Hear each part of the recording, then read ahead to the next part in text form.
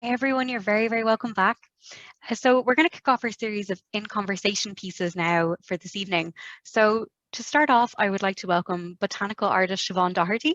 You may know her work from the All Ireland Pollinator Plan, and researcher Dr. Cormac Gahan from APC Microbiome in Cork.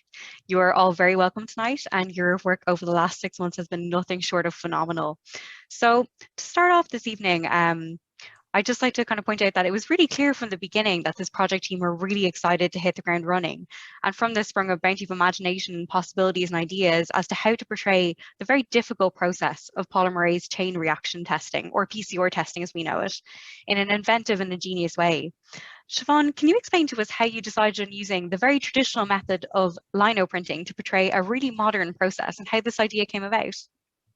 Well, my initial when you sent us the brief in the beginning about the research centres, the thing that caught my eye was the COVID testing, because a lot of my artwork is based on nature. So my immediate thought was the work inspired by Ernest Haeckel, where he did all these beautiful.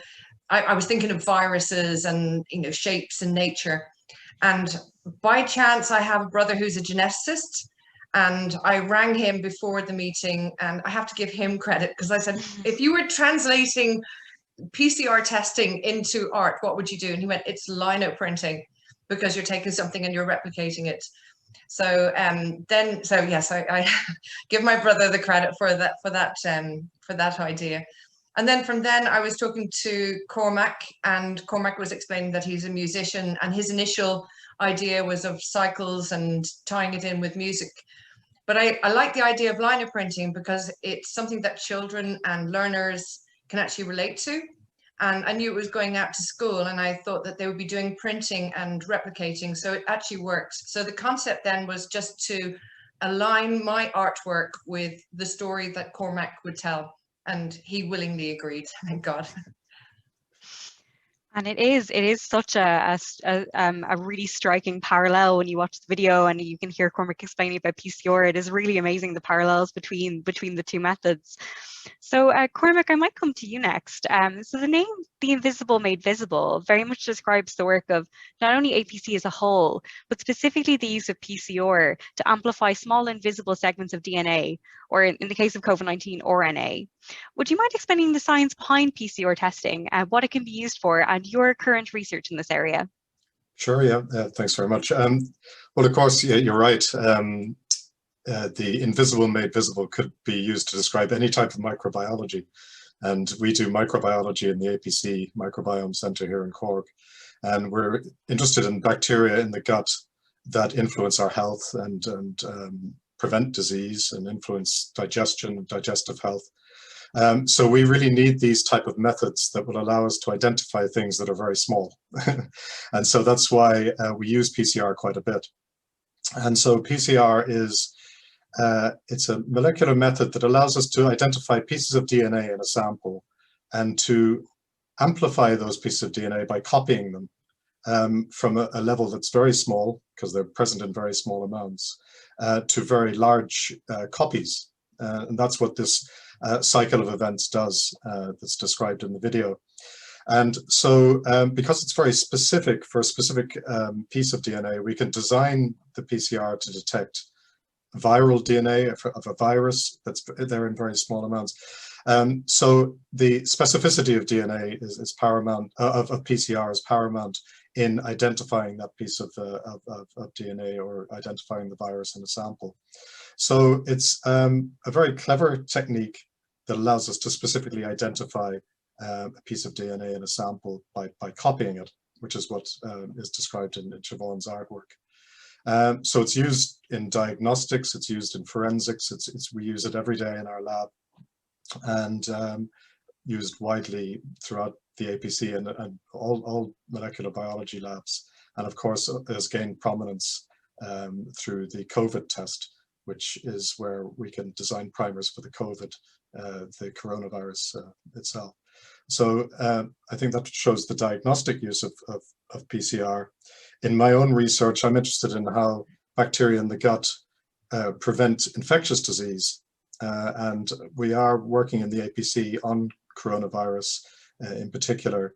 And we have, as well as that, Professor Paul Cotter in the APC, is running a large sequencing project looking at the different types of the coronavirus and the new variants across Ireland. So, so I hope that answers your question. It was a long question, so I'm trying to answer the different bits. But no, it absolutely does. Hopefully it's explained by the video, along with Shevaun's fantastic artwork. It is. It's explained wonderfully. I was wondering if both of you could explain to us how the analogy of using a bloom of jellyfish versus trying to find one jellyfish in the ocean came about, because it's such a wonderful idea. I'd love to hear a bit more about kind of your discussions around that and how that came about. Well, I wanted to do something. One of the things I did want to do is, if we were going to explain how the PCR test works, there's so much anxiety and worry and confusion and misunderstanding with the PCR testing. And one of the things I wanted to do was reassure people. And I also, from my part as well, I wanted to avoid the whole viruses and syringes. We've done all that. We're fed up with it.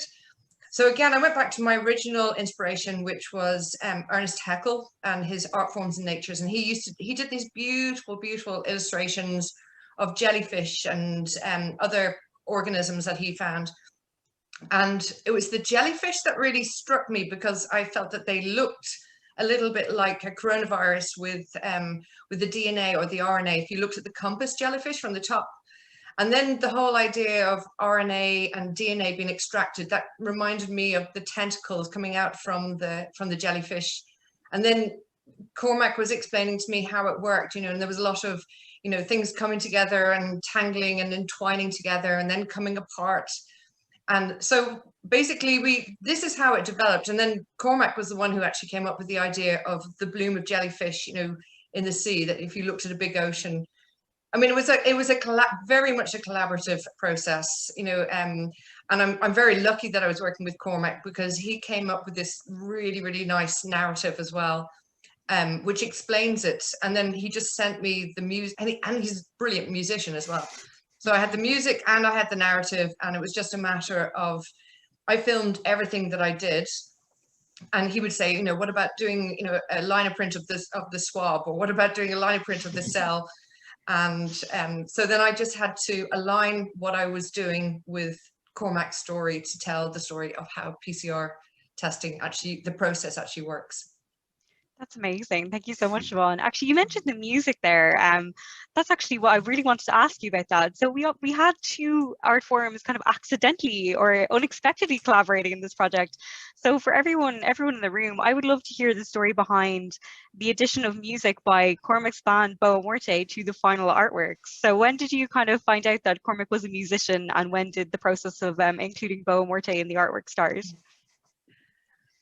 Okay, for me, I knew, but their initial one had actually, like, the initial brief that Cormac had, his idea was to make align PCR to music. So as soon as I heard that, I went, Cormac, what about giving me some of your music? Yeah, exactly. I mean, the idea of repetition and amplification is paramount in music, and composers like Philip Glass and so on use repetition a lot in their music. So that was my initial concept, was that you've got copying of different cycles of music could represent PCR, but I think lino-printing works better because it's something that people can do, and making prints is something that everybody can do. Well, I've been playing music with these friends of mine in Boa Morte for about 20 years, and we've put out a number of albums, and a lot of the music that we do is actually based on the sea, and some ambient pieces that are based on I suppose inspired by the sea and so on. And so I think it fits very well with what Shevaun came up with in terms of the artwork. So I was glad that it fits so well. Yeah, absolutely. It's very interesting, because I remember you saying very early on that music is another good analogy for PCR testing as well. So it's lovely that your music ended up being included in the final piece. That's absolutely wonderful. So I suppose one last question I just would really like to know, because it was so clear from the beginning of this project that your team really clicked from day one, and that you really, really enjoyed working together on this project. So I was wondering from both of you, what would you say are the benefits to researchers and artists collaborating in this way?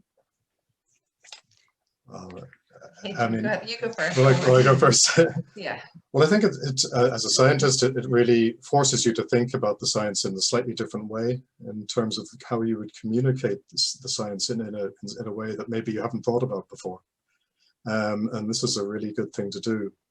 And from the point of view of the public and the public's perception of science and the arts, I think it's important to sort of blur those lines between the arts and science, because I think people think of science as very logical and critical, and the way that scientists think is very logical and critical. But actually, there's a lot of creative thought that goes into science. Putting ideas together is a creative process. And so I think it's important to let people know that science isn't all about just being logical and critical, that there is a creative process that goes into science, and that students who want to become scientists and who can't decide between arts and science, you can mix the two. So I think that's an important message to send out, that there's a lot of creativity in science. Yeah, and from my part, I have always considered art as a language as opposed to something. It's a visual language. It's something that we respond to.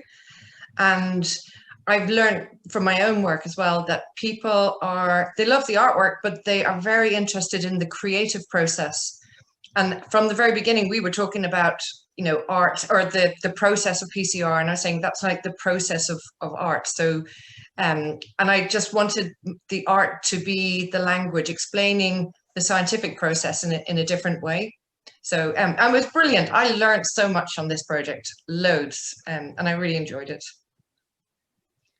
That's amazing. I love that idea of art as a language. That's absolutely fantastic, and it's a very good point, Cormac, as well. That there's a lot of creative thinking in science, and as well there's a certain amount of science and art as well. You're not necessarily just one or the other, and if you can't decide which to do, you can incorporate elements of both in your career. That's absolutely lovely. I think we're about out of time just for this Q&A session. We might have to move on to our next one now. So I'd just like to say a huge thank you to Cormac and Shevaun. You've been amazing to work with over the last few months, and your piece is absolutely beautiful. So thank you both so much. This has been a wonderful conversation as well. It's been so great to get your thoughts.